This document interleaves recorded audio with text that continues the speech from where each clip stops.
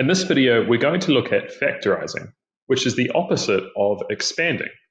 So with expanding, we get rid of brackets, and factorising means put back into brackets, and it's really useful when we try and solve problems. In this video in particular, we're going to revise the concepts of a common factor and also look at how we can factorise into single brackets. So starting by reviewing the idea of a factor and a common factor, you might remember that factors are like the building blocks of a number, and they multiply to make that number. So if we look at the numbers 10 and 12, we can list the factors, or the numbers that multiply to make 10 and 12, out like this. So the numbers that make 10 are 1, 2, 5, and 10 itself. All of those numbers have 10 in their times tables.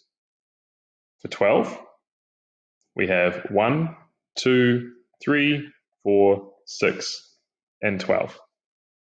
Now, a common factor is a factor that is in both lists. So our common factors here are 1 and also 2. 1 is kind of unnecessary. 1 is a common factor of every number because when you multiply by 1, you don't change anything.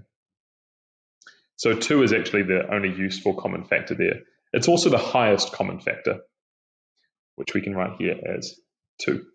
Now that's really useful when we factorise or put things into brackets. So if I've got this expression here of 10 plus 12, I'm not trying to figure out that it's 22. I'm trying to write it differently with brackets by taking the common factor out first. Now the common factor here is 2. I'll take that out and I'll put the remaining part of the expression in brackets like this. Now the part that goes into the brackets is what I need to multiply 2 by to get each of those numbers. So 2 times 5 makes 10, so 5 is going to go here in 10's place. And then 6 will go over here in place of 12. These two numbers are being added together, so that hasn't changed. And we have a factorised expression. Now from our previous video, we saw how to expand these. I take the term on the outside, that's our highest common factor, and I multiply it by each of the ones on the inside, which gives me 10 plus 12, just like we started with. The nice thing about factorising is that if you know how to expand, you can quickly check your answer just by expanding it again and seeing if that's what you started with. Let's look at an algebraic problem.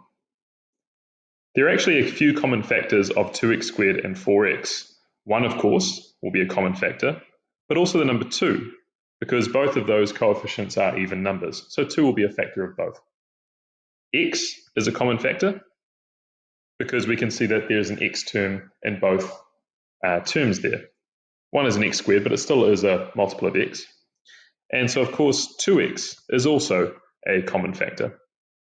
And actually, 2x will be the highest common factor of both terms. So that means when I factorise 2x squared minus 4x, I'm going to take 2x out and put the remaining part in brackets. 2x times x makes 2x squared, and 2x times 2 makes 4x. And those two are being subtracted, so we keep the subtraction there. Let's look at some more problems.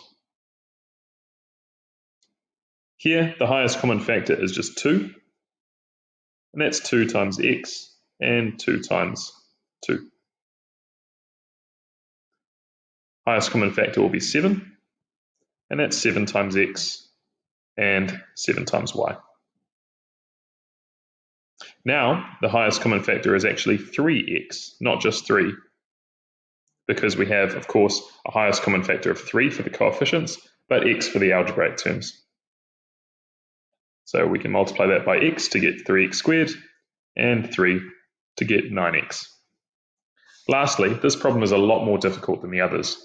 Our highest common factor here, it might seem like it's 2, but actually it's going to be 6. And there is, of course, some algebraic terms involved. We can see there's an x, and there's also a y, although actually I can make this a y squared because there's a y squared in both parts of the expression. So y squared will actually be a common factor. So all I need to multiply this part here by is 3 to get 18xy squared, and this one will be 2x to get 12x squared y squared. And that's it. Thanks for watching.